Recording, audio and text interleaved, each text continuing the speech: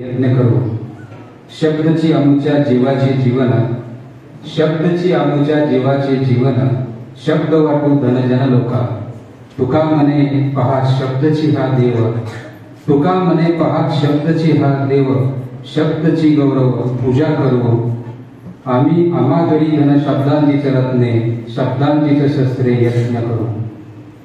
ज्यांनी प्रत्यक्षात परमेश्वराशी संवाद साधला असे संत श्रेष्ठ तुकाराम महाराज सुद्धा आम्ही शब्दांची पूजा करू असं ठामपणे सांगतात. अशा शब्दांना, अशा माय मराठीच्या या मराठी भाषा गौरव दिनाच्या सर्वप्रथम मी आपल्या सर्वांना शुभेच्छा देतो.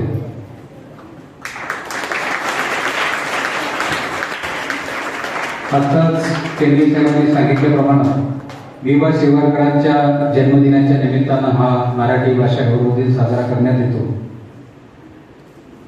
या निमित्तानं आपल्या या शाळेमध्ये अतिशय चांगल्या पद्धतीचं आयोजन केलेलं आहे.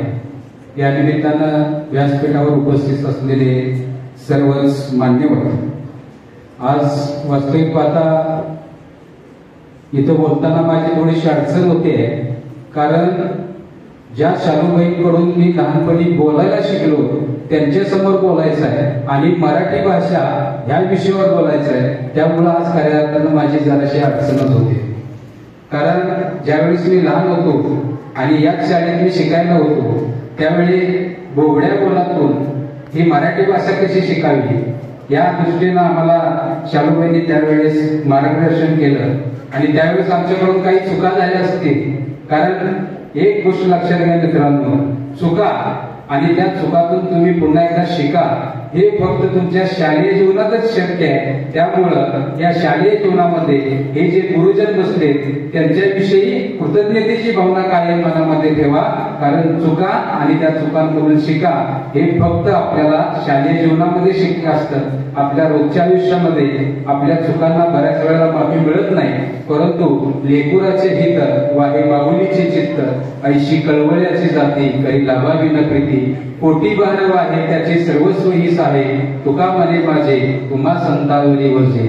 आपल्या ज्या काही चुका आहेत त्या पदरात घेण्याचं काम आपले गुरुजन करत असतात. त्यामुळं माऊलींनी ज्याप्रमाणे सांगितलंय, बाळक बापाची ताटी रिले आणि बापा त्याची जेवू लागे, ते का संतोषी लेणे मुखची वळवी, तैसा म्या जरी तुम्हा प्रती सावटी करीत असे बाळपती, तरी तुम्ही संतोषीची ऐशी नाती प्रेमाची असे.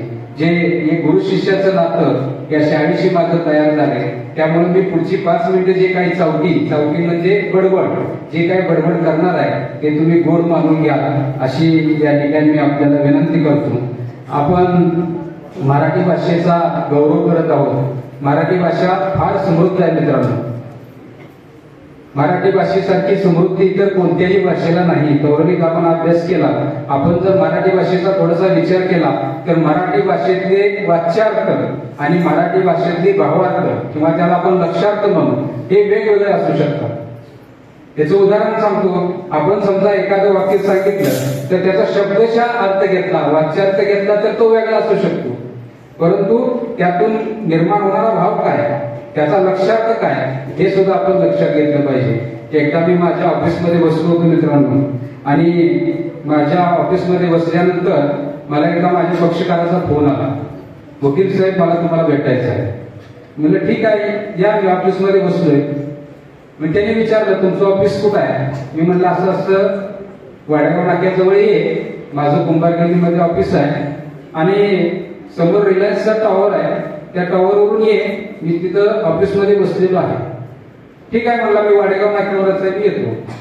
आणि वाडेगाव नाक्यावरून माझ्या ऑफिसमध्ये यायला 5-7 मिनिटं भरपूर झाली. 15-20 मिनिटं झाले तरी ज्याचा फोन केला होता तो माणूस आलाच नाही. मग त्याला कॉल बॅक केला, अहो तुम्ही वाडेगाव नाक्यावर आलात म्हटला आणि तिथून माझं 5-7 मिनिटावर कार्यालय आहे, तुम्ही अजून कसं काय आला नाही. तो व्यक्ती म्हटला तुम्ही सांगितले त्या पद्धतीने यायला लागले. म्हणलं मी काय सांगितलं तुला, वाडेगाव नाक्यावरून पुढे ये, समोर रिलायन्सचा टॉवर दिसेल, रिलायन्स टॉवरवरून ये ऑफिसमध्ये. मी तेच करायला लागलोय म्हणला. रिलायन्स टॉवरवरून या म्हणला ना तुम्ही, रिलायन्स टॉवरवर आता चढलोय आणि आधीकडून उतरायला लागले.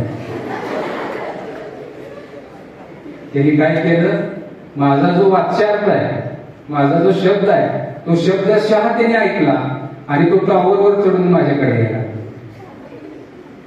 इतकी समृद्ध आहे आपली भाषा की त्यामध्ये शब्दार्थ वेगळा असतो आणि त्याचा लक्ष्यार्थ किंवा भावार्थ वेगळा असतो.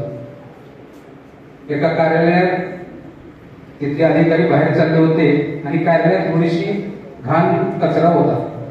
तिने तिथे त्या सफाई कर्मचाऱ्याला सांगितलं, अरे एक काम कर, ही सगळा कचरा स्वच्छ कर. आणि त्याचं कार्यालय दुसऱ्या मजल्यावरती होतं. त्यांनी त्याला सूचना केली, हा सगळा कचरा स्वच्छ कर आणि खाली माणूस बघून कचरा टाक. ते कार्यालयात निघून गेले. त्याचं काम केलं आणि संध्याकाळी माघारी आले तर त्यांच्या कार्यालयात जोरात भांडणं चालू होती. आल्यानंतर त्यांनी विचारलं, अरे काय झालं नेमकं?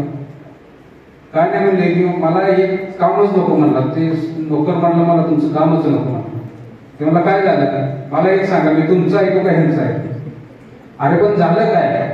तुम्ही म्हटला हा सगळा कचरा स्वच्छ कर आणि खिडकीतून माणूस बघून टाका.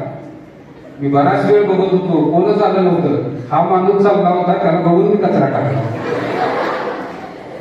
आता माणूस बघून टाक याचा अर्थ काय होता मित्रांनो, की कोणी येणार नाही अशा वेळी तो कचरा टाक.